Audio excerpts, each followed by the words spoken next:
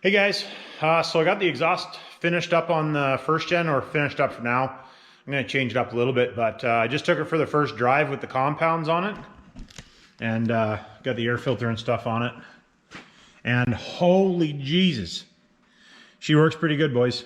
I blew a boot off, which I already just put back on, but I think I'm going to have to V-band and V-band some more stuff and put flex pipes in, because I don't know if it's going to stay together. But I can tell you, I should have done this setup 2 years ago. It spools like right now. I do have to get a block off plate for my external wastegate, which I don't have hooked up right at the moment. And I'm not sure if I'm going to need it or not, but if I do, then I'll put it back in. But I'm going to get a plate, because I am activating that.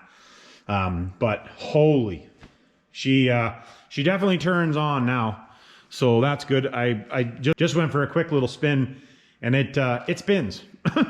So anyways, I didn't have anybody to hold the camera for me, and this thing's a bit of a handful to drive. So hopefully, if the weather holds out, I'll do up a little video of a quick drive around in it and a pass by. But I don't have anybody here today to give me a hand to hold the camera and that type of stuff. So anyways, that's the update on the first gen.